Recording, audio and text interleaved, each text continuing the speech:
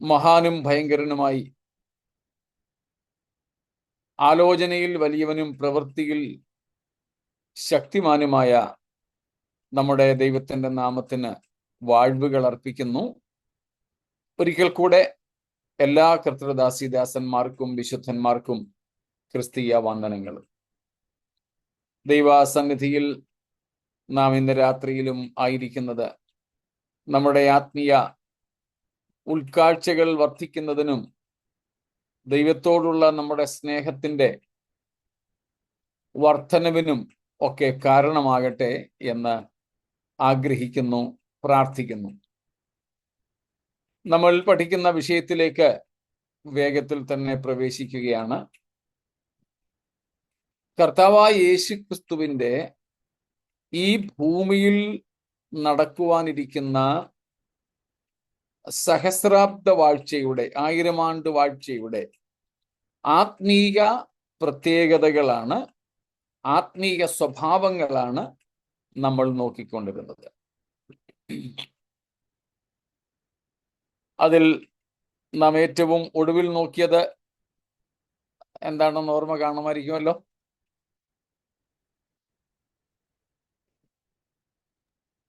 Truthfulness or faithfulness. സത്യവും വിശ്വസ്തതയും, ലേശവും ഭോഷ്കില്ലാത്ത, ലേശവും കളവില്ലാത്ത ഒരു അനുഭവം, ഒരു അവസ്ഥ നാം എല്ലാവരും ആഗ്രഹിക്കുന്നതാണ്. അങ്ങനെ ഭോഷ്കില്ലാത്ത, അസത്യമില്ലാത്ത, ദൈവിക സ്വഭാവമായ സത്യം തെളിഞ്ഞു നിൽക്കുന്ന ഒരു ഭരണം, അതായിരുന്നു നാം ഇന്നലെ ഏറ്റവും ഒടുവിലായിട്ട് കണ്ടത്. ഏറ്റവും ഒടുവിലത്തേത് എന്ന് പറഞ്ഞുകൊണ്ടായിരുന്നു നമ്മളത് ചിന്തിച്ചതെങ്കിലും ആരോ പറഞ്ഞതുപോലെ ചില സമയത്ത് ഞാൻ എയർപോർട്ടിലൊക്കെ കേട്ടിട്ടുണ്ട്, this is the last call and final call. പക്ഷേ 10ഉം 25ഉം പ്രാവശ്യം ഇത് തന്നെ ആവർത്തിക്കുന്നതും കേൾക്കാറുണ്ട്. ഇതുപോലെ എനിക്കും പറയേണ്ടി വരുന്നു. ഇന്നലെ അവസാനമായിട്ട് നമുക്കിതും കൂടെ നോക്കാമെന്ന് പറഞ്ഞെങ്കിലും അതിനുശേഷം മനസ്സിലായ 1-2 കാര്യങ്ങൾ കൂടെ അതിൻ്റെ കൂടെ ചേർക്കും. അതിൽ അടുത്തതാണ് വളരെ തെളിവോടെ വെളിപ്പാട് പുസ്തകം 20-ാം അധ്യായത്തിന്റെ ആദ്യത്തെ വാക്യങ്ങളിൽ നിൽക്കുന്ന കാര്യം. ഒന്ന് വായിച്ചോളൂ. അത് നമുക്ക് പരിചയമുള്ളതാണെങ്കിലും Revelation 20, 1 and 2. 1, 2 and 3. Yeah, 1, 2 may be enough. And I saw an angel coming down out of heaven, having the key to the abyss, and holding in his hand a great chain. He seized the dragon, that ancient serpent, who is the devil or Satan, and bound him for 1,000 years. അവിടെ നമ്മൾ കാണുന്ന സഹസ്രാബ്ദത്തിന്റെ ആത്മീയ സ്വഭാവം സാത്താൻ ഇല്ലാത്ത ഒരു ഭരണം.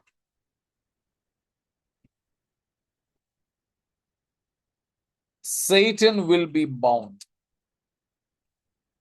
A millennium, a reign where there is no place for Satan. സാത്താന് സ്ഥാനമില്ലാത്ത, സാത്താന് ഇടമില്ലാത്ത ഒരു ഭരണം.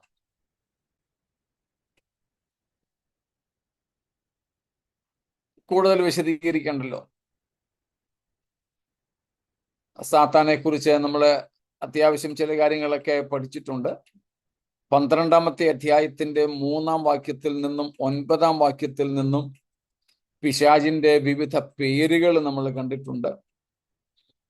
അതിലൊരു പേരാണ് വെളിപ്പാട് പുസ്തകത്തിൽ ഏതാണ്ട് 13 പ്രാവശ്യം 13 times in the book of Revelation ഉപയോഗിക്കുന്ന ഡ്രാഗൺ എന്ന പ്രയോഗം. ഡ്രാഗൺ, മഹാസർപ്പവും ദ ഓൾഡ് സെർപ്പൻ, പഴയ പാമ്പുമായ പിശാചും സാത്താനും എന്ന ഒരു വ്യക്തി.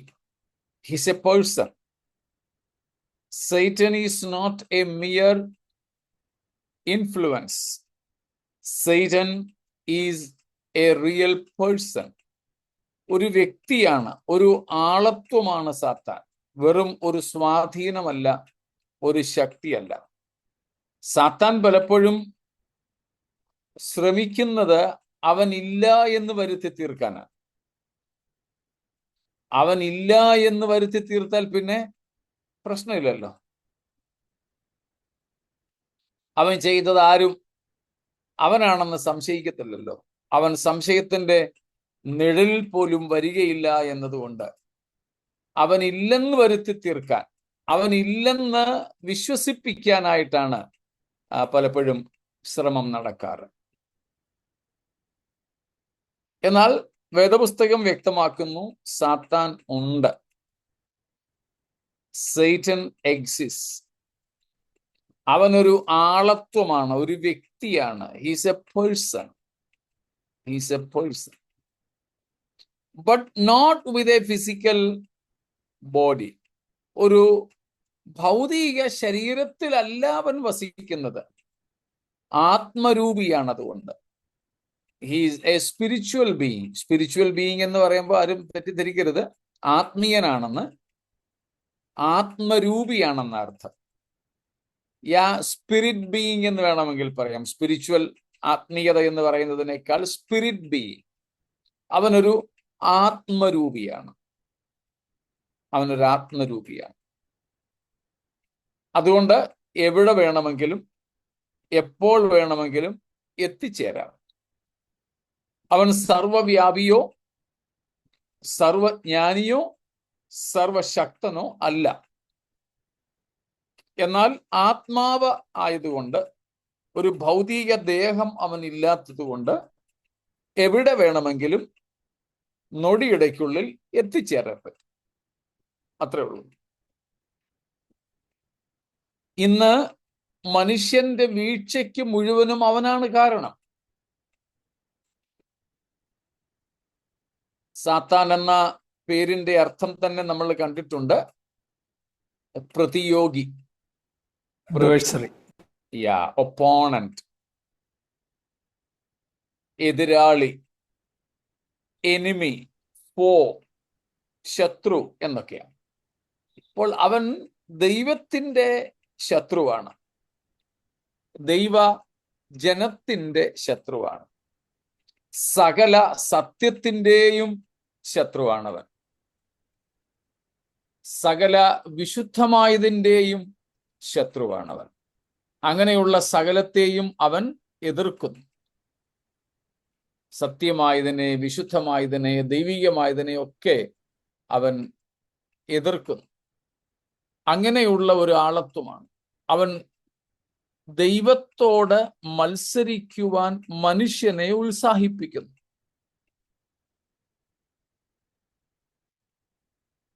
നമ്മള് വെളിപ്പാട് 12:9 വാക്യത്തിൽ കണ്ടത്, സർവലോകത്തെയും തെറ്റിച്ചു കളയുന്ന പിശാചെന്ന്. ലോകത്തെ മുഴുവനും അവൻ തെറ്റിച്ചു കളയുന്നു. അവൻ ചതിക്കുന്നു, അവൻ ചതിയനാണ്. He deceives, he's a deceiver. Yohannan 8-ാം അധ്യായത്തിൽ പറയുന്നു, യേശു കർത്താവ് അവനെ വിളിച്ചത് മർഡറർ, കൊലപാതകനെന്ന്. അവൻ ആദ്യം മുതലേ കൊലപാതകനാകും. അവൻ ഭോഷ്കു പറയുന്നവനും ഭോഷ്കിന്റെ അപ്പനുമാണെന്ന് യോഹന്നാൻ 8-ാം അധ്യായത്തിൽ യേശു കർത്താവ് പറഞ്ഞത്. Jesus called him in John 8 as the murderer, കൊലപാതകൻ. സ്തോത്രം, കൊലപാതകൻ. അതുപോലെ ഭോഷ്ക് പറയുന്നവൻ, കൂടാതെ ഭോഷ്കിന്റെ അപ്പൻ, ഫാദർ ഓഫ് ഓൾ ലൈസ്. യോഹന്നാന്റെ സുവിശേഷം 8-ാമത്തെ അധ്യായം 43-44 വാക്യങ്ങളിൽ യേശു കർത്താവ് തന്നെ സാത്താനെ ആ നിലയിൽ സംബോധന ചെയ്യുന്നതായിട്ടാണ് നാം കാണുന്നത്. വേഴ്സ് 44, 44-ാമത്തെ വാക്യം. You belong to your father, the devil, and you want to carry out your father's desire. He was a murderer from the beginning, not holding to the truth, for there is no truth in him. When he lies, he speaks his native language, for he is a liar and the father of lies. And the father of lies or liars. അവൻ ഭോഷ്കിന്റെ അപ്പനാണ്, ഭോഷ്ക് പറയുന്നവനാണ്. അപ്പൊ അവനെ കർത്താവ് ഇവിടെ വിളിക്കുന്നത് കണ്ടില്ലേ? സ്തോത്രം. Murderer, അതുപോലെ layer, father of lies. അപ്പം ഇങ്ങനെ മനുഷ്യനെ വശീകരിച്ച്, ചതിച്ച്, ഡിസീവ് ചെയ്ത് ദൈവത്തിൽ നിന്നും അകറ്റിക്കൊണ്ടുപോകുന്ന പിശാച് ഇല്ലാത്ത ഒരു കാലമായിരിക്കും ഈ സഹസ്രാബ്ദ വാഴ്ച. ആരും കരുതരുത് യേശുവിന് അവനെ പേടിയായതുകൊണ്ട് അവനെ മാറ്റി നിർത്തിയതാണെന്ന്. ഇല്ല, കർത്താവിന് അവനെ കൊണ്ട് ഒരു ഭീഷണിയുമില്ല. There is no threat for God from the devil. സാത്താനിൽ നിന്ന് ദൈവത്തിനൊരു ഭീഷണിയില്ല, ഒരു കാലത്തും ഇല്ല. മനുഷ്യർക്ക് ഭീഷണിയുണ്ട്. പൗലോസ് പറയും പോലെ നമ്മളെ മനുഷ്യരെ ഉപായത്താൽ അവൻ ചതിച്ചു കളയും. അത് വിശുദ്ധന്മാരെയും അശുദ്ധരെയും ഒരുപോലെ. അശുദ്ധന്മാർ പിന്നെ അവന്റെ പൂണിയിൽ കിടക്കയാ, പാപികൾ. രക്ഷിക്കപ്പെട്ടവരെയാണ് അവൻ ലക്ഷ്യമിടുന്നത്. അവരാണ് അവന്റെ പൂണിയിൽ ഇല്ലാത്തത്.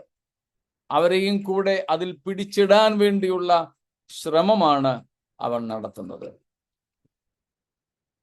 എന്നാൽ മനുഷ്യനെ വഞ്ചിക്കുന്ന പിശാചിനെ കർത്താവിന്റെ 1000 ആണ്ട് വാഴ്ചയിൽ ബന്ധിക്കുന്നു എന്നതാണ് നാം ഇവിടെ കാണുന്നത്. അതുകൊണ്ട് തന്നെ മനുഷ്യർക്ക് പാപം ചെയ്യാൻ പ്രേരണയില്ലാതെ വരുന്നു. വിശുദ്ധ ജീവിതം നയിപ്പാൻ, ദൈവത്തോടുള്ള വിശ്വസ്തത പുലർത്താൻ, ദൈവത്തോട് അനുസരണത്തിൽ കഴിയാൻ പ്രയാസമില്ലാതെ വരും. അപ്പൊ മനുഷ്യർക്ക് ഈ കാര്യം എളുപ്പമാക്കാൻ വേണ്ടിയാണ് പിശാചിനെ അന്ന് ബന്ധിക്കുന്നത്. അതാണ് നാം കണ്ടത്. സ്തോത്രം. അതാണ് നാം കണ്ടത്. പിശാച് ഇല്ലാത്ത ഒരു കാലഘട്ടം, പിശാചില്ലാത്ത ഒരു കാലഘട്ടം. അതുകൊണ്ടാണ് ഭോഷ്കില്ലാതെ, അനീതിയില്ലാതെ, പാപം ചെയ്യാതെ ഒക്കെ മനുഷ്യർ ജീവിക്കുന്നത്. മനസ്സിലായി കാണുമല്ലോ. അടുത്തത് വളരെ പ്രധാനപ്പെട്ട ഒരു സംഗതിയാണ്. സഹസ്രാബ്ദത്തിന്റെ വളരെ പ്രധാനപ്പെട്ട കാര്യമാണ് the presence of God, the fullness of the presence of God. സ്തോത്രം. ദൈവ സാന്നിധ്യത്തിന്റെ പൂർണ്ണത. So God's presence will be manifested in fullness. ഒരു ഭൗമ ലോകത്തിൽ ദൈവസാന്നിധ്യം എങ്ങനെ പ്രകടമാകാമോ അതിൻ്റെ പാരമ്യത്തിൽ പ്രകടമാകുന്ന ഒരു കാലഘട്ടമാണത്. സ്തോത്രം. സഹസ്രാബ്ദത്തിലെ വളരെ പ്രധാനപ്പെട്ട ഒരു കാര്യം.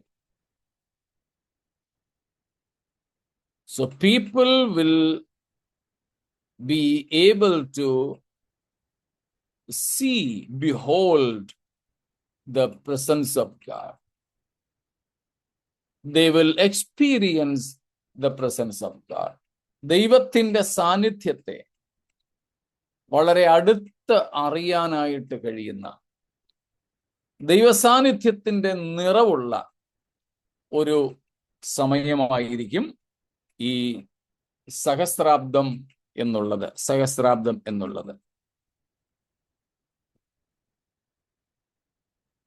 നിത്യതയും അത് തന്നെയാണ്. സഹസ്രാബ്ദത്തിൽ അത് തുടങ്ങുന്നു എന്ന് മാത്രം. സ്തോത്രം. 4-ാമത്തെ വാക്യം 20 verse 4 once again. 20:4.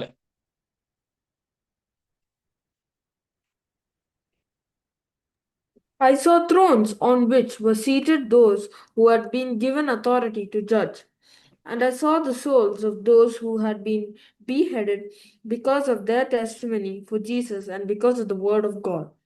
They had not worshipped the beast or his image, and had not received his marks on their foreheads or their heads.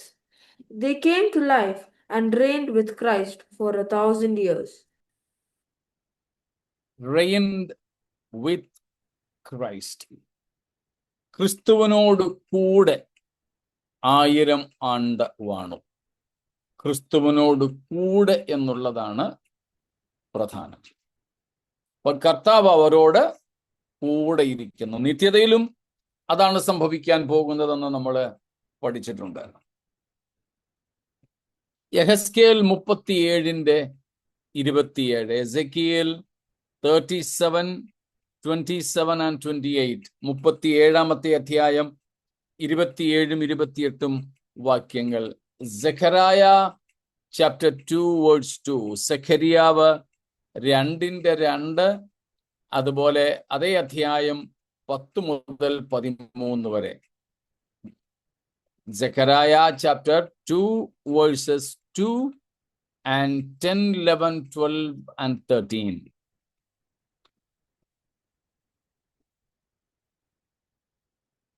ഇവിടങ്ങളിലുമെല്ലാം നാം കാണുന്നത് സഹസ്രാബ്ദത്തിലെ ദൈവസാന്നിധ്യത്തിന്റെ നിറവാണ്. ദൈവീക ഭരണത്തിലെ ഒരു പ്രധാന ഘടകമാണ് ദൈവത്തിന്റെ സാന്നിധ്യം എന്നുള്ളത്. ഇന്നും അങ്ങനെ തന്നെയാണ്. ഇന്ന് നമുക്കത് ആത്മീയ തലത്തിലാണ് എന്ന് മാത്രം. ഇന്നും ദൈവത്തിന്റെ സഭയിൽ ദൈവത്തിന്റെ സാന്നിധ്യം അനുഭവിക്കുന്നു എങ്കിൽ മാത്രമേ അത് ദൈവസഭ എന്ന് വരികയുള്ളൂ. ഇന്നും അത് തന്നെ, എക്കാലവും. അന്ന് അത് അക്ഷരീയമായിട്ടാണ് എന്ന് മാത്രം. അന്നത് അക്ഷരീയമായിട്ടാണ്. ഇന്ന് നമ്മൾ അതിനെ ആത്മീയമായിട്ട് കാണുന്നു. നമ്മൾ നേരത്തെ പഠിച്ചിട്ടുള്ളൊരു കാര്യമാണ്, ഏത് കാലത്തും ജീവിച്ചിരിക്കുന്ന ദൈവജനത്തിന്റെ ഏറ്റവും വലിയ പ്രത്യേകത ഓർക്കുന്നുണ്ടായിരിക്കുമല്ലോ. The utmost uniqueness of God's people that makes the difference, that distinguishes God's people from others. മറ്റുള്ളവരിൽ നിന്ന് ദൈവത്തിന്റെ ജനത്തെ ഏറ്റവും വിശേഷതയുള്ളവരാക്കുന്ന അതിപ്രധാനമായ ഘടകം ദൈവത്തിന്റെ സാന്നിധ്യമാണെന്ന് നമ്മൾ കണ്ടിട്ടുണ്ട്. വാക്യവും ഓർക്കുന്നുണ്ടായിരിക്കും. Exodus 33:16, പുറപ്പാട് 33:16 ഒന്ന് വായിച്ചേക്കൂ. How will anyone know that you are pleased with me and with your people unless you go with us? What else will distinguish me and your people from all the other people on the face of the earth. സ്തോത്രം. വളരെ പ്രധാനപ്പെട്ട ഒരു വാക്യമാണത്. ബൈബിളിലെ തന്നെ പ്രധാന വാക്യങ്ങളിൽ പ്രധാനമെന്ന് നമുക്കതിനെ വിളിക്കാം.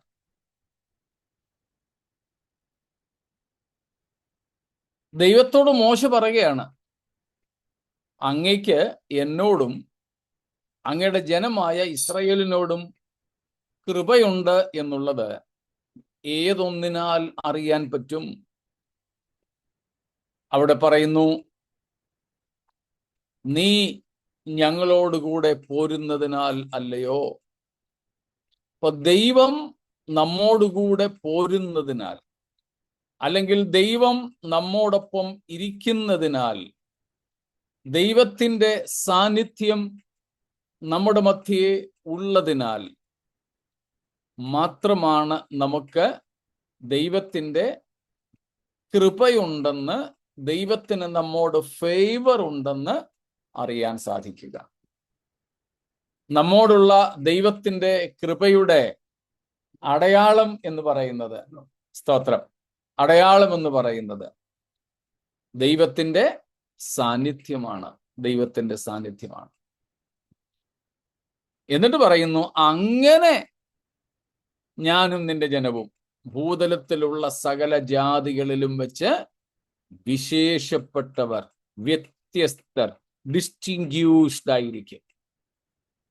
So the utmost distinguishing factor of God's people, whether today or in the millennium, even more in eternity, will be the very presence of God. സ്തോത്രം. ഇന്നാകട്ടെ, സഹസ്രാബ്ദത്തിലാകട്ടെ, നിത്യതയിലാകട്ടെ, ദൈവജനത്തിൻ്റെ ഏറ്റവും വലിയ വിശേഷത എന്ന് പറയുന്നത് ഈ ദൈവത്തിൻ്റെ സാന്നിധ്യമാണ്. സ്തോത്രം. നിത്യതയിലും അതിനു തൊട്ടു മുമ്പ് സഹസ്രാബ്ദത്തിലും അത് തന്നെ. ജനത്തിൻ്റെ സന്തോഷത്തിന് കാരണം വേറൊന്നുമല്ല, ജനത്തിൻ്റെ സമാധാനത്തിന് കാരണം മറ്റൊന്നുമല്ല. സ്തോത്രം. ജനത്തിൻ്റെ സ്വഭാവ മാറ്റത്തിന് കാരണം മറ്റൊന്നുമല്ല, ഈ ദൈവത്തിൻ്റെ സാന്നിധ്യം. 16-ാം സങ്കീർത്തനത്തിൽ നമ്മൾ വായിക്കാറുണ്ട്, നിന്റെ സന്നിധിയിൽ എന്തുണ്ട്? സന്തോഷത്തിന്റെ പരിപൂർണതയും നിന്റെ വലത്തു ഭാഗത്ത് എന്നും പ്രമോദങ്ങളുമുണ്ട്. Very good. അതെപ്പോഴും അങ്ങനെ തന്നെയാ. ഇന്ന് നമുക്കത് സ്പിരിച്വലായി, ആത്മീയമായി മാത്രമേ അനുഭവിക്കുവാൻ കഴിയുന്നുള്ളൂ. അക്ഷരികമായി നമ്മൾ അനുഭവിക്കുന്നത് 1000 ആണ്ട് വാഴ്ചയിലും നിത്യതയിലുമായിരിക്കുമെന്ന് മാത്രം. സ്തോത്രം. അപ്പോൾ സഹസ്രാബ്ദത്തിലെ വളരെ പ്രധാനപ്പെട്ട ഒരു കാര്യമാണ് ഈ ദൈവസാന്നിധ്യത്തിൻ്റെ നിറവ്, അതിൻ്റെ പ്രദർശനം, അതിൻ്റെ പൂർണ്ണത എന്നൊക്കെയുള്ളത്. സ്തോത്രം. ദൈവം, നമ്മുടെ കർത്താവ് മനുഷ്യരോട് കൂടെ അങ്ങ് വസിക്കുകയാണ്. സ്തോത്രം. സർവവ്യാപിയായതുകൊണ്ട് യെരുശലേമിൽ കർത്താവ് സിംഹാസനമിട്ടിരുന്നാലും ലോകത്തിൻ്റെ സകല ഇടങ്ങളിലും ദൈവസാന്നിധ്യത്തെ, ക്രിസ്തു സാന്നിധ്യത്തെ ഒരുപോലെ ജനത്തിന് അനുഭവിക്കുവാൻ സാധിക്കും. അതെങ്ങും പരിമിതപ്പെടുന്നില്ല. സ്തോത്രം. മറ്റൊന്ന്, അടുത്തത് എന്ന് പറയുന്നത് യൂണിഫൈഡ് വർഷിപ്പ് എന്നുള്ളതാണ്. ഏകീകൃതമായ ആരാധന, യൂണിഫൈഡ് വർഷിപ്പ്.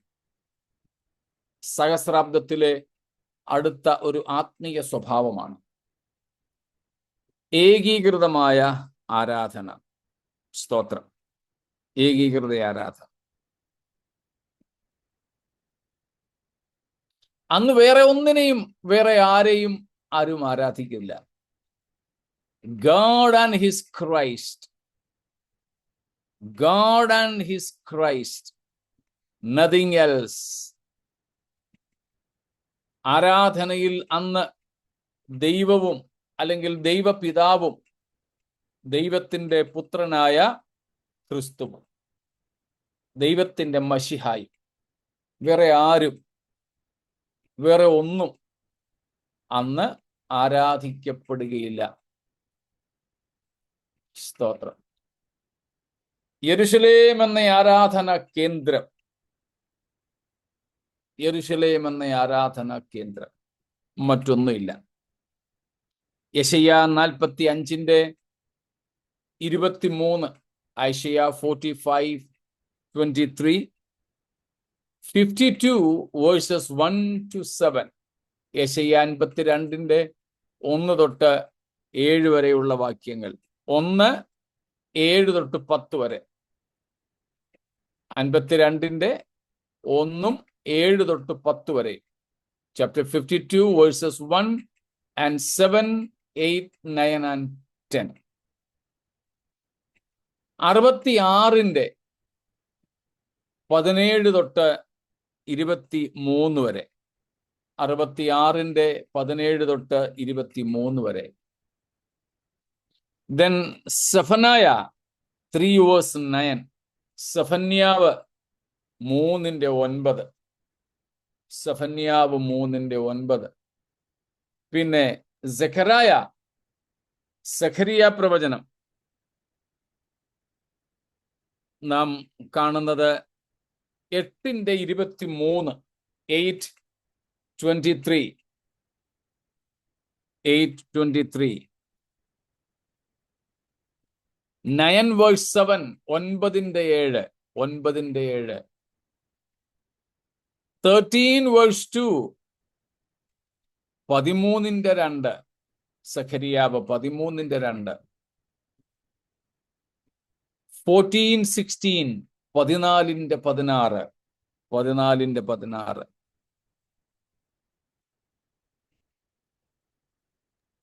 ഇങ്ങനെ പല ഭാഗങ്ങളുണ്ട്. Malachi 1:11, മലഖായി 1 verse 11.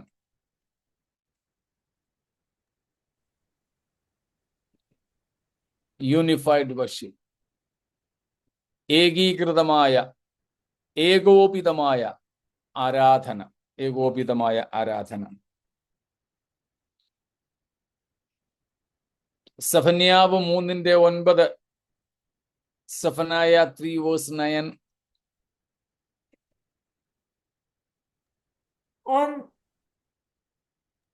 Then will I purify the lips of the peoples, that all of them may call on the name of the Lord and serve him shoulder to shoulder.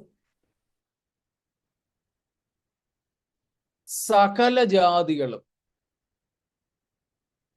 യഹോവയുടെ നാമത്തെ വിളിച്ചപേക്ഷിച്ച് ഏക മനസ്സോടെ അവനെ സേവിക്കേണ്ടതിന് ഞാൻ അവർക്ക് നിർമ്മലമായുള്ള അധരങ്ങളും വരുത്തും.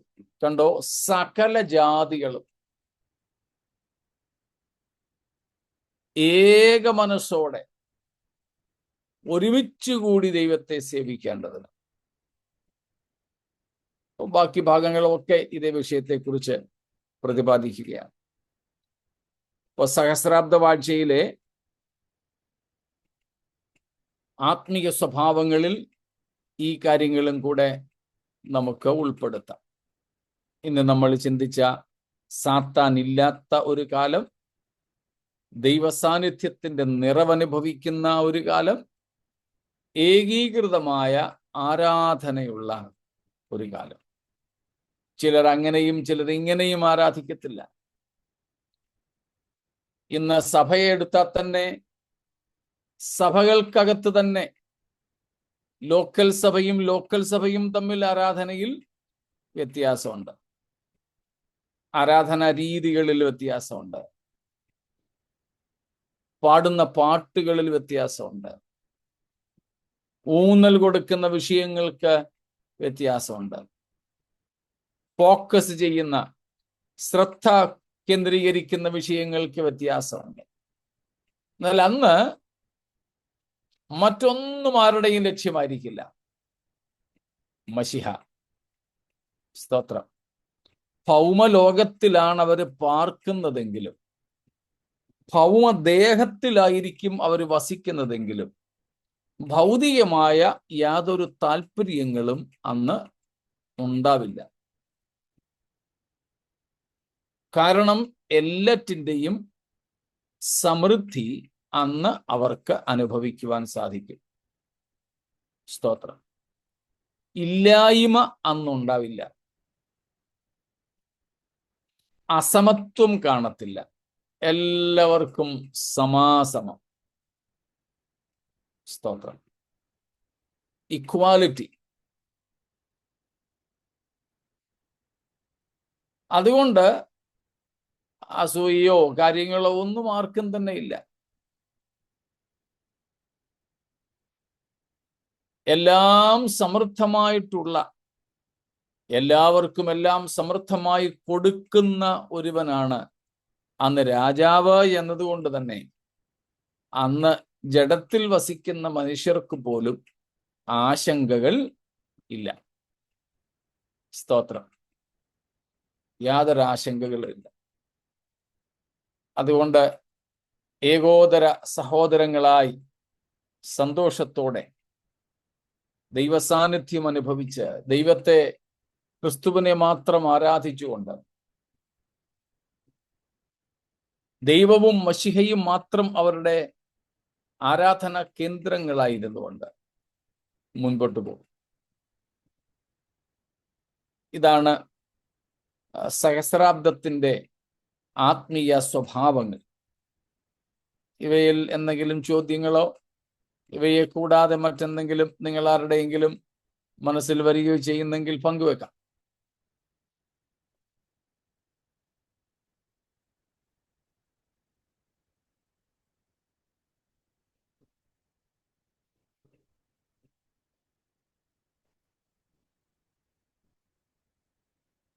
ഒന്നും ഇല്ല എന്ന് കരുതുന്നു.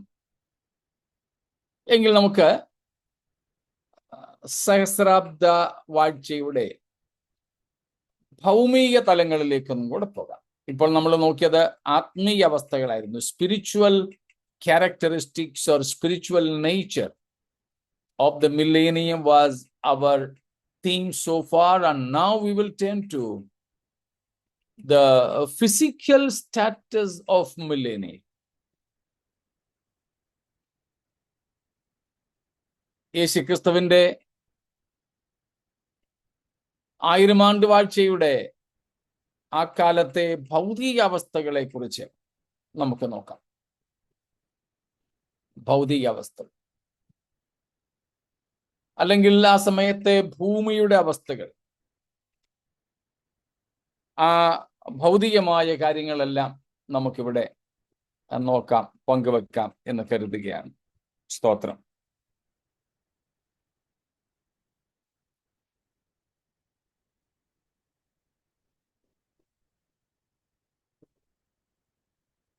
ചിലതൊക്കെ നിങ്ങൾക്ക് തന്നെ അറിയാമായിരിക്കുമല്ലോ. ഒന്ന് പങ്കുവെച്ചാൽ നമുക്ക് ഒരുമിച്ച് ചിന്തിക്കുന്ന സന്തോഷമാണല്ലോ. ഒരാൾ തന്നെ പറയുകയും നിങ്ങളൊക്കെ കേട്ടുകൊണ്ട് മാത്രം ഇരിക്കുകയും ചെയ്തതിനേക്കാൾ ഒന്ന് ആക്റ്റീവായിട്ടും കൂടെ വന്നാട്ടെ.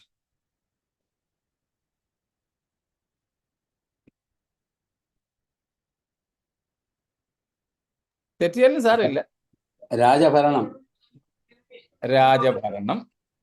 ഭൂമി ഫലഭൂയിഷ്ഠമായിരിക്കും. ഭൂമിയുടെ ഫലഭൂയിഷ്ഠത. Okay, good. Animals will live in peace with one another. Yes. കാലാവസ്ഥയിലെ വ്യതിയാനം. നല്ല കാലാവസ്ഥ. കാലാവസ്ഥയുടെ വ്യതിയാനം. മുള്ളും പറക്കാരെയും വളരാതിരിക്കുക. ഒന്നും ഇല്ലാതിരിക്കുക.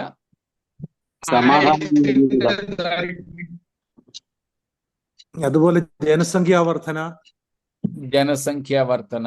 പ്രൊഡക്ടിവിറ്റി. സമാധാനമായിട്ട് ജീവിക്കാൻ ആയുസിന്റെ കഴിയും. സമാധാനം. കുട്ടികൾ എന്തായിരുന്നു പറഞ്ഞേ? ആയുസിന്റെ വർധനവ്. ആയുസിന്റെ വർധനവ്.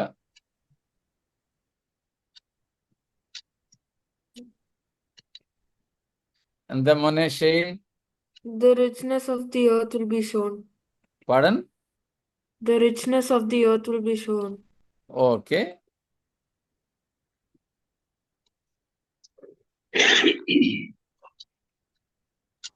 സൂര്യന്റെ പ്രകാശം 7 ഇരട്ടി. എന്താ ബിന്ദു സിസ്റ്റർ? സൂര്യന്റെ പ്രകാശം. സൂര്യന്റെ പ്രകാശവർദ്ധനവ്.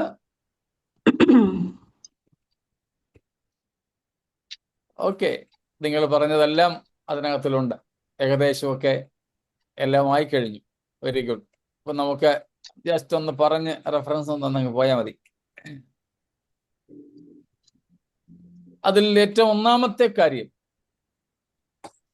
ഒരിക്കൽ കൂടെ നമ്മൾ ആവർത്തിച്ചു പറയുകയാണ്. Christ's millennium will be a very physical, material, literal reign on this very earth. യേശുക്രിസ്തുവിന്റെ സഹസ്രാബ്ദ വാഴ്ചയുടെ ഭൗമിക അവസ്ഥകളെക്കുറിച്ച്, പ്രകൃതത്തെക്കുറിച്ച് പറയുമ്പോൾ അതിൻ്റെ ആകത്തുകയായി നമ്മൾ ഒരിക്കൽ കൂടെ ആവർത്തിച്ചു പറയുന്ന ഒരു കാര്യം, യേശുവിൻ്റെ സഹസ്രാബ്ദ വാഴ്ച അക്ഷരീകമായി ഇതേ ഭൂമിയിൽ തന്നെയുള്ള ഒരു ഭൗതിക വാഴ്ചയായിരിക്കും. നമ്മൾ നേരത്തെ തന്നെ പഠിച്ചിട്ടുള്ളതുപോലെ ചിലർ പറയുന്നത് ഇത് വെറും ആത്മീയമായ ഒരു കാര്യം മാത്രമാണ് എന്നാണ്. അതിനെ യേശുക്രിസ്തുവിന്റെ 1000 ആണ്ട് വാഴ്ചയെ വെറും ആത്മീയ രാജ്യമായി മാത്രം കാണുന്നതിനെ കുറിച്ച് നമ്മൾ കണ്ടിട്ടുണ്ടല്ലോ. എന്നാൽ അതിന് വിപരീതമായിട്ടാണ് നമ്മളിവിടെ പറയുന്നത്, യേശുവിൻ്റെ സഹസ്രാബ്ദ വാഴ്ച ഇതേ ഭൂമിയിൽ അക്ഷരീയമായി ഭൗതികമായ ഒരു വാഴ്ചയായിരിക്കും. സ്തോത്രം. അതുകൊണ്ട് തന്നെ ആ വിശ്വാസം നമ്മിലുണ്ടെങ്കിൽ, അല്ലെങ്കിൽ ആ ഒരു സത്യം, ആ ഒരു വസ്തുത നാം അംഗീകരിക്കുന്നെങ്കിൽ മാത്രമേ മുൻപോട്ട് നമ്മൾ പറയുന്ന സഹസ്രാബ്ദ വാഴ്ചയുടെ ഭൗമ പ്രകൃതിയെ പഠിക്കേണ്ടതുള്ളൂ, മനസ്സിലാക്കേണ്ടതുള്ളൂ, മനസ്സിലാക്കാനും സാധിക്കുകയുള്ളൂ. സ്തോത്രം. ഇതിൽ നിന്നും വ്യത്യസ്ത നിലപാടുള്ളവർ നമ്മുടെ കൂട്ടത്തിൽ ഇല്ല എന്നാണ് എൻ്റെ ചിന്ത. ഇതുവരെ അതിന് വിപരീതമായ ഒരു ചിന്ത നമ്മുടെ ഇടയിൽ നിന്നും ഉണ്ടായിട്ടില്ല. അപ്പം വിവിധ ചിന്താഗതികളെ കുറിച്ച് നമ്മൾ ഇതിനോടകം പഠിച്ചിട്ടുമുണ്ട്. അപ്പോൾ വേദപുസ്തകം പറയുന്നത് ഈ ഭൗമലോകത്തിൽ ഉള്ളതാണ്. അതിനാണ് നമ്മൾ യെശയ്യാ 11-ാമത്തെ അധ്യായത്തിൽ നിന്നും 2 പ്രാവശ്യം ഇതിനു മുമ്പ് വായിച്ചു പഠിച്ചു.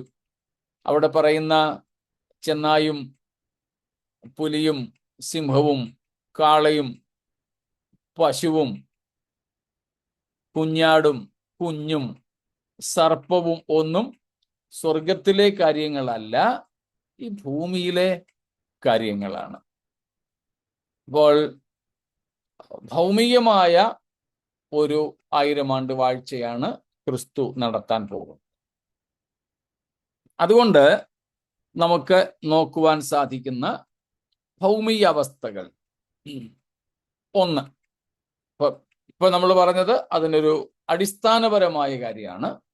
ഇനി നമുക്ക് ഒന്നാമത്തേത്, അത് നമ്മൾ ഇന്നലെ പഠിച്ച ആത്മീയ സ്വഭാവത്തോട് ചേർന്നുള്ള, അല്ലെങ്കിൽ ആത്മീയ സ്വഭാവത്തിൽ പഠിച്ച ഒരു കാര്യം തന്നെ ആദ്യം നമുക്ക് മനസ്സിലാക്കാം.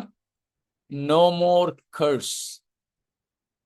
ഭൂമിയുടെ ശാപം മാറും. ശാപമില്ലാത്ത ഒരു ലോകം. നമ്മളതേക്കുറിച്ച് ഇന്നലെയും പഠിച്ചു. ഉൽപ്പത്തി 3-ാമത്തെ അധ്യായത്തിന്റെ 11 മുതൽക്കുള്ള വാക്യങ്ങളിൽ 11 to 17 ജെനിസിസ് ചാപ്റ്റർ 3, അവിടെയാണ് നമ്മൾ ഇന്നലെയും കണ്ടതുപോലെ 5-fold curse, 5 പഞ്ചമുഖിയായ ശാപത്തെ നമ്മളിവിടെ കാണുന്നുണ്ട്. എന്നാൽ ആ ശാപങ്ങളെല്ലാം മാറി ഭൂമിയുടെ ശാപം മാറുന്ന, ശാപമില്ലാത്ത ഒരു ലോകം. യെശയ്യാ 11-ാമത്തെ അധ്യായവും 6 മുതൽ 9 വരെ, ഐശയ്യാ 11:6-9. നമ്മൾ ആ ഭാഗങ്ങൾ നേരത്തെ വായിച്ചതായതുകൊണ്ട് ഇപ്പോൾ വായിക്കുന്നില്ല. ഇന്നലെയും നമ്മൾ അതിനെക്കുറിച്ച്, ശാപം മാറുന്നതിനെ കുറിച്ച് പറഞ്ഞായിരുന്നു. സ്തോത്രം. അതുപോലെ 35:9, യെശയ്യാ 35:9 വാക്യം, 65:25, 65:25 ഐശയ്യാ. അപ്പം ഇങ്ങനെയുള്ള പല ഭാഗങ്ങളുണ്ട്. ശാപമില്ലാത്ത ഒരു ലോകം, ശാപമില്ലാത്ത ലോകം. അപ്പം അതുകൊണ്ട് തന്നെ മറ്റ് പല മാരകമായ അവസ്ഥകളും ഭൂമിയിൽ നിന്ന് മാറ്റപ്പെടുന്നു, ശാപം മാറുന്നതുകൊണ്ട്. ആ ശാപം മാറുന്നതിൻ്റെ ഒരു പ്രധാന ഘടകമാണ് സാത്താനെ ബന്ധിക്കുക എന്നുള്ളത്. സാത്താന് ഇപ്പോൾ സാത്താൻ പറയുന്നത് ഈ ലോകം മുഴുവനും എൻ്റെതാണ്, എനിക്കാണ് അതിന്മേൽ അധികാരം, എനിക്കിഷ്ടമുള്ളവന് ഞാനതെല്ലാം കൊടുക്കുന്നു, നീ വീണെന്നെ ഒന്ന് നമസ്കരിച്ചാൽ ഇതൊക്കെ ഞാൻ നിനക്ക് തന്നേക്കാം.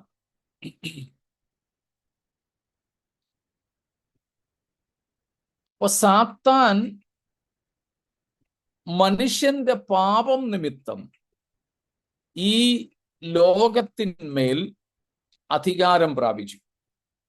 ദൈവം പാപം നിമിത്തം ലോകത്തെ സാത്താന് കീഴ്പ്പെടുത്തി കൊടുത്തതാണ്.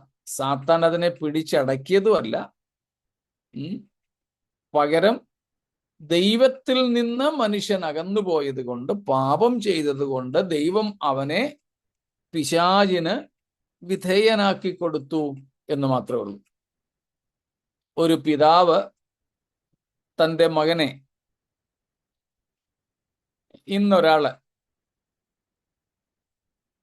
ഞങ്ങളുമായിട്ട് സംസാരിച്ചപ്പോൾ പറഞ്ഞു, അവരുടെ കുട്ടി അവർ പറഞ്ഞിട്ട് അനുസരിക്കുന്നില്ല. അതുകൊണ്ട് ഞങ്ങളോട് പറഞ്ഞു, ഞങ്ങൾ വളർത്തിക്കോളാം.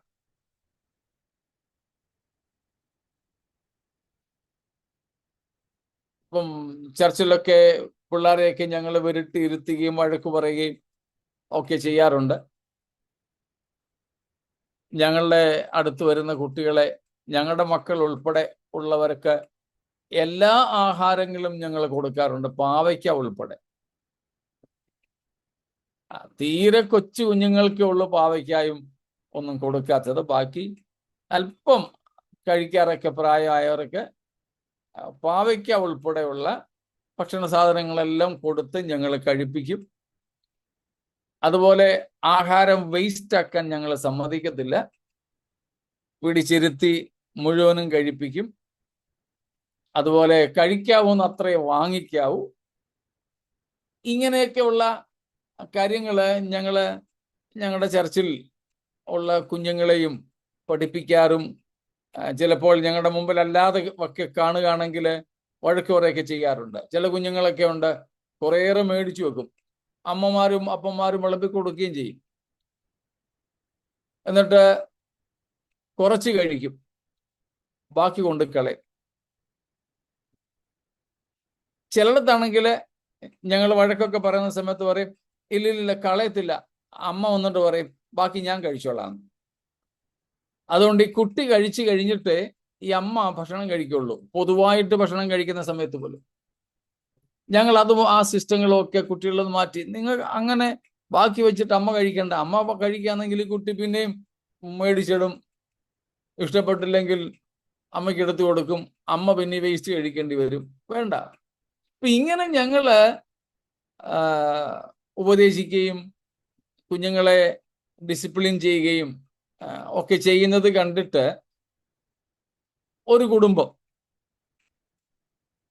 ഞങ്ങള് ഇപ്പോഴെന്നല്ല, പണ്ട് മുതലേ ഞങ്ങൾ ശുശ്രൂഷയിലായിരിക്കുന്ന ആയ കാലം മുതലേ ഇങ്ങനെയാണ്. അപ്പം അത് ഇതറിയാവുന്ന ഒരു കുടുംബമാണ് ഞങ്ങൾക്ക് ഫോൺ ചെയ്ത് ഇന്ന് പറഞ്ഞത്, ഞങ്ങളുടെ കുട്ടി ഞങ്ങളെ അനുസരിക്കുന്നില്ല, അതുകൊണ്ട് നിങ്ങൾ വീട്ടിൽ നിർത്തിക്കൊള്ളാൻ. ഒന്നല്ല, ഒന്നിലധികം കുടുംബങ്ങൾ ഞങ്ങളോട് പലപ്പോഴായിട്ട് കാര്യങ്ങൾ പറഞ്ഞിട്ടുണ്ട്. ചില സന്ദർഭങ്ങളിൽ ഞങ്ങൾ ചെയ്തിട്ടുമുണ്ട്. ചില സന്ദർഭങ്ങളിൽ ഒന്നിലധികം പേരെ ഞങ്ങൾ വീട്ടിൽ ഇങ്ങനെയുള്ള ചില ഇതില് പാർപ്പിച്ചിട്ടുമുണ്ട്.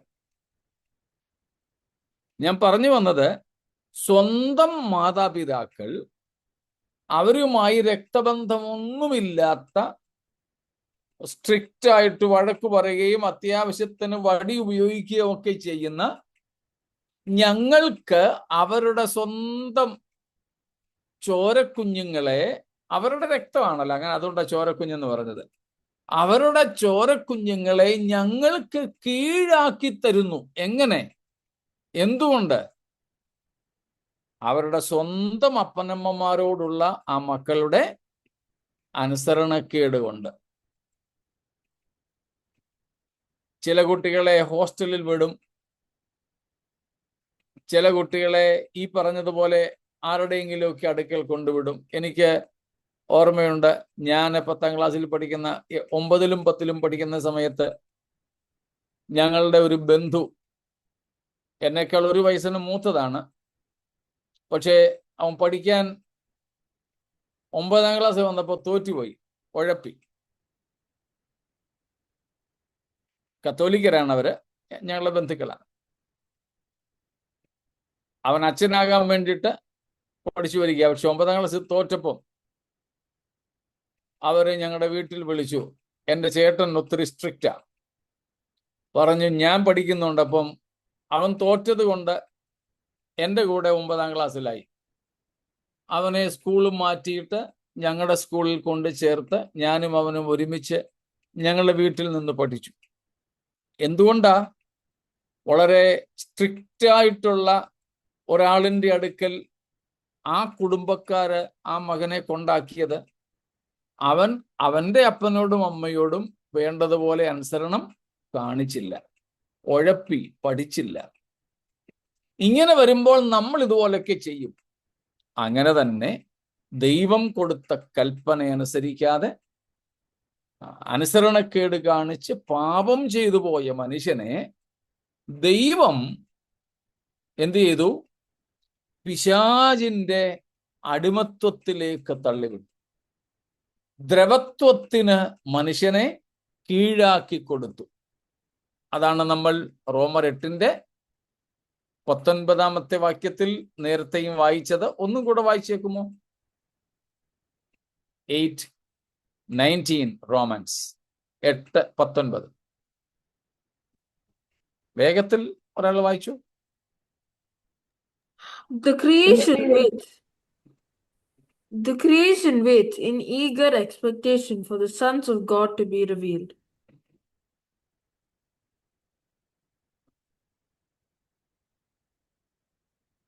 ബാക്കി എന്തുവാ പറയുന്നേ? For the creation was subjected to frustration, not by its own choice, but Not by its own will, by the will of the one subjected it, who subjected it. subjected it. അപ്പോ സകല സൃഷ്ടിയും വ്യർത്ഥതയ്ക്ക്, ദ്രവത്വത്തിന് കീഴ്പ്പെട്ടിരിക്കുന്നു. എന്തുകൊണ്ടല്ല? എങ്ങനെയല്ല?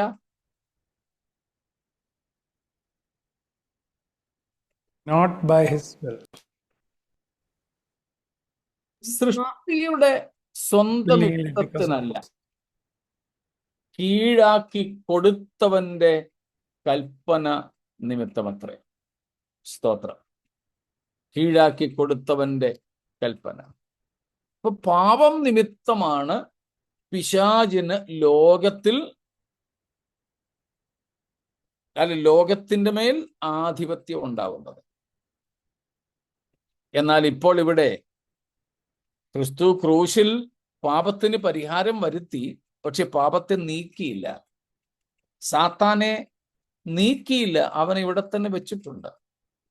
എന്നാൽ ഈ സഹസ്രാബ്ദത്തിൽ നമ്മൾ കണ്ടു, പാപത്തിന് കാരണക്കാരനായ പിശാചിനെ നീക്കുന്നു. നമ്മൾ 70 ആഴ്ചവട്ടത്തിന്റെ ഉദ്ദേശങ്ങളെ കുറിച്ചും മിനിയാന്ന് പഠിച്ചപ്പോഴും ആ കാര്യം കണ്ടിരുന്നു. പാപങ്ങളെ മുദ്രയിടുക, to make an end of sin. അതിന് പിശാചിനെ ബന്ധിക്കുക എന്നാണ് അർത്ഥം. അതിവിടെയാണ്, ഈ സഹസ്രാബ്ദത്തിലാണ് സംഭവിക്കുന്നത്. അങ്ങനെ പിശാചിനെ നീക്കി, അതുകൊണ്ട് പാപം നിമിത്തവും പിശാച് നിമിത്തവും സൃഷ്ടിയുടെ മേൽ വ്യാപരിച്ച ശാപവും നീങ്ങുന്നു. അപ്പോൾ ശാപമില്ലാത്ത ഒരു ലോകഭരണം യേശുക്രിസ്തു കാഴ്ചവെക്കും. A curseless, a curse-free reign of Christ for 1,000 years. അതാണ് നാം കണ്ടത്. സ്തോത്രം. ഈ ശാപം കേഴ്സ് മാറുന്നത് കൊണ്ട് അടുത്തത്, രണ്ടാമത്, നോ മോർ സിക്നസ്. രോഗം ഉണ്ടാവുകയില്ല.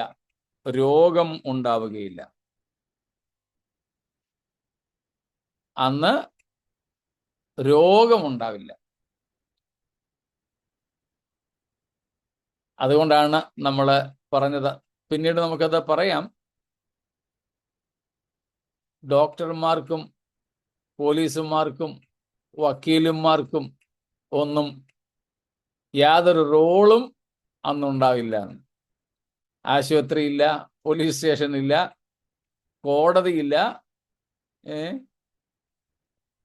അങ്ങനെയുള്ള യാതൊന്നും അന്നുണ്ടാവില്ല. അപ്പോൾ നോ മോർ സിക്നസ്, രോഗമില്ലാത്ത ഒരു കാലം. ഐശയ്യാ 33:24, യെശയ്യാ 33:24, ജെറമായ 30:17, ഇരമ്യാവ് 30:17, എസെക്കിയേൽ 34:16, യെഹെസ്കേൽ 34:16. സ്തോത്രം. യെഹെസ്കേൽ 34:16, 34:16.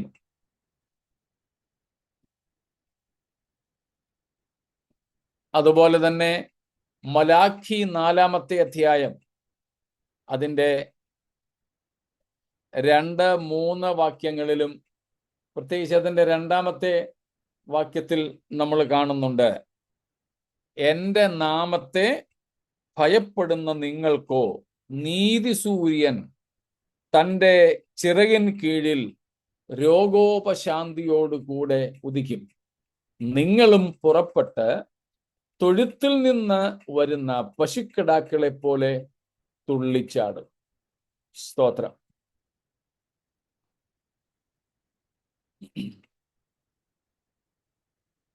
അപ്പോൾ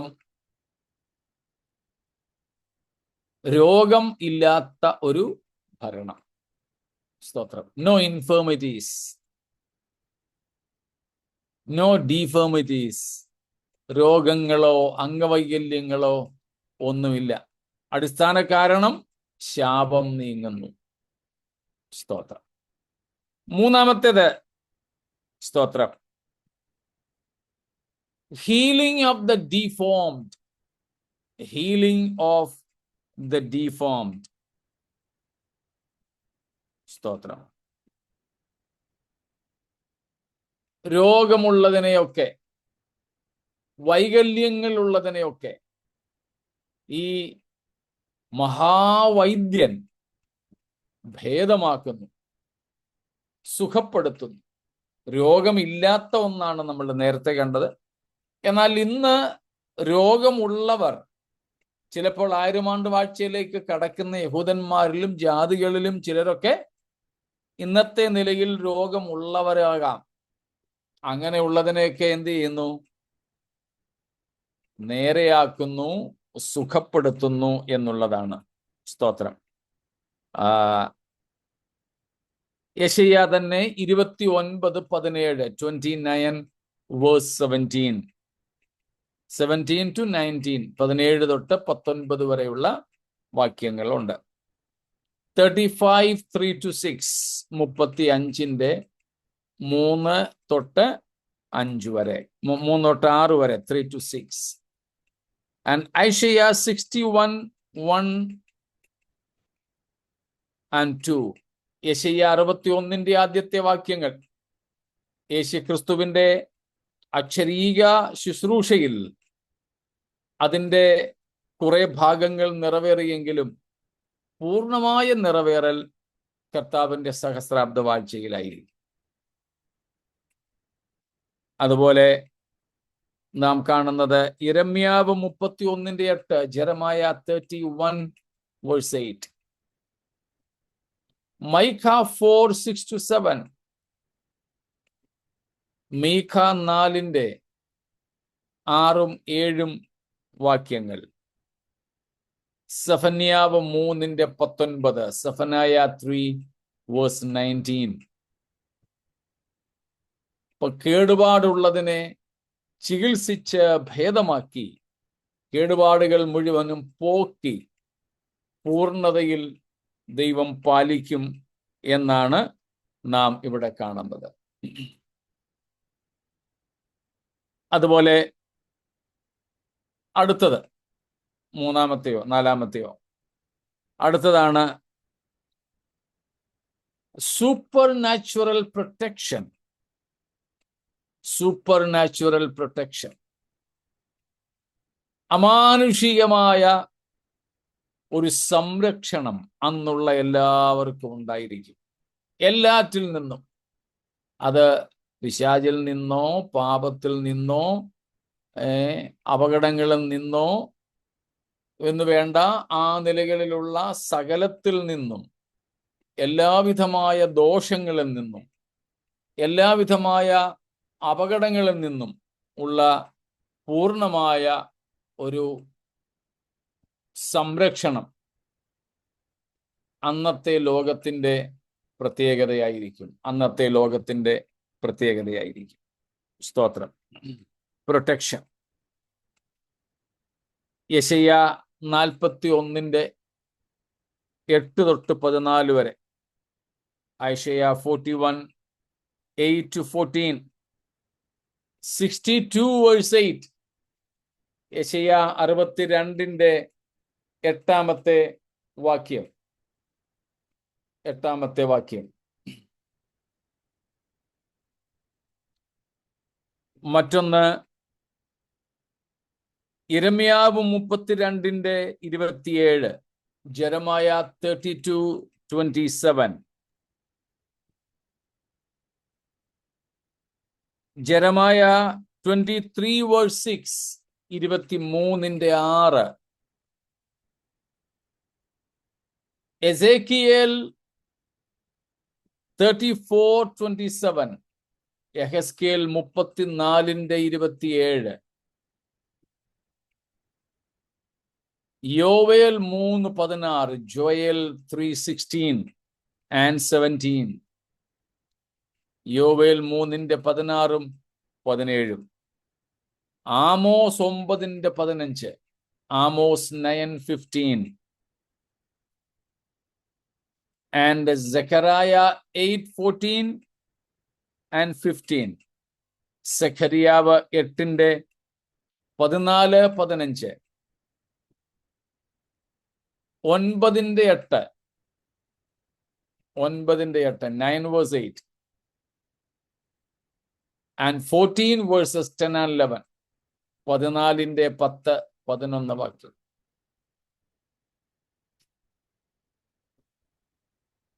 നമുക്കറിയാം, ഇത്രയും നാളും ഇസ്രായേൽ കൊള്ളയടിക്കപ്പെട്ടു. വന്നവരെല്ലാം കൈയിട്ട് വാരി. ഇസ്രായേൽ ജാതിയുടെ ഉത്ഭവം തൊട്ട്, ഇസ്രായേലിന്റെ ഉത്ഭവം കനാൻ നാട്ടിൽ നിന്നും മിസ്രൈമിലേക്ക് അവർ കയറി. അപ്പോൾ മുതൽ അവരെ എക്സ്പ്ലോയിറ്റ് ചെയ്യുക, ചൂഷണം ചെയ്യുക. പാപമാണ് അവരുടെ കാരണം, പിൽക്കാലത്തെ അവരുടെ അടിമത്വത്തിന്.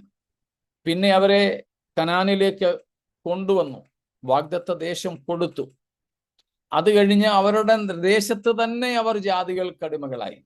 ഇവര് വിതയ്ക്കും, ശത്രുക്കൾ കൊയ്യും. എന്നാൽ ദൈവം ഈ ഭാഗങ്ങളിൽ പറയുകയാണ്, ഇനിയും അങ്ങനെ ഉണ്ടാവില്ല. സ്തോത്രം. നിന്റെ കൈകളുടെ അധ്വാന ഫലം നീ തിന്നും.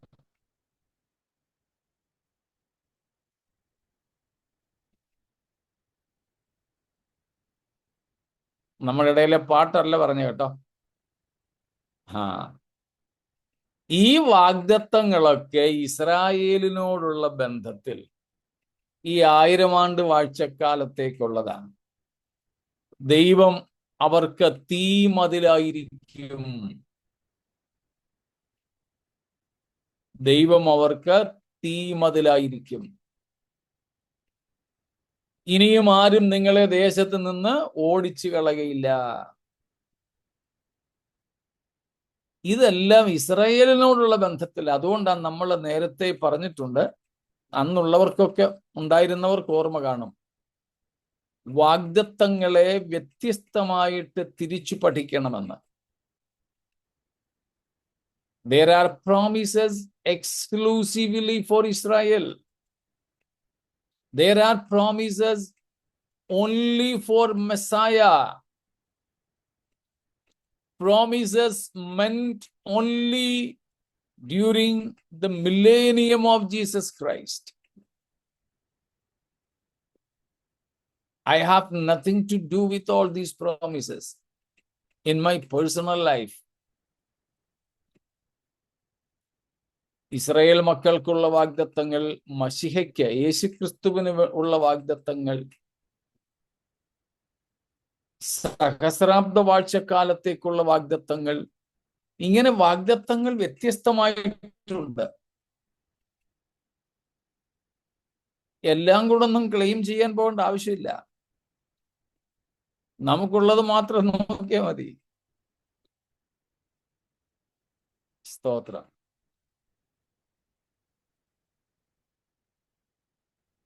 അങ്ങനെ കർത്താവ് സഹസ്രാബ്ദ വാഴ്ചക്കാലത്തേക്ക് മാത്രം കൊടുത്തിട്ടുള്ള വാഗ്ദത്തങ്ങളൊക്കെ എന്റേതാണെന്നും പറഞ്ഞ് ഏലസ് എഴുതി കയ്യെ കെട്ടിയാൽ സംഭവം ഒന്നും നടക്കത്തില്ല. ചിലരെ കുറിച്ച് ഞാൻ കേട്ടിട്ടുണ്ട്, അങ്ങനെ വാഗ്ദത്തങ്ങൾ എഴുതിയിരിക്കുന്ന വേദപുസ്തക പേജുകൾ കീറി, അല്ലെങ്കിൽ അത് വേറെയായിട്ട് പ്രിന്റ് ചെയ്തിട്ട് അത് വെള്ളത്തിലിട്ട് ആ പേപ്പറും മഷിയും അലിയിച്ചിട്ട് കുടിപ്പിക്കുകയും ചെയ്യുന്നവർ. വല്ല കെമിക്കലും അകർത്തിയെന്ന് അസുഖം ഉണ്ടാകുമെന്നല്ലാതെ ഒരു ഗുണവുമില്ല. അങ്ങനെ ഈ വാഗ്ദത്തങ്ങളെ കണ്ടുകൂടാ. ഇത് സഹസ്രാബ്ദ വാഴ്ചക്കാലത്തേക്കുള്ളതാണ്. അതിന്റെ ഭാഗമായിട്ടാണ് അന്നത്തെ ജനത്തിന് കർത്താവ് പറയുന്നത്, തീമതിലായി കർത്താവ് നിന്ന് സകലവിധമായ ദോഷങ്ങളിൽ നിന്നും യെരുശലേമിനെയും പലസ്തീനെയും സകല ജനത്തെയും ദൈവം സംരക്ഷിക്കും. ൊക്കെ കൃഷിയായുധങ്ങളാക്കി തീർക്കുന്നതായി.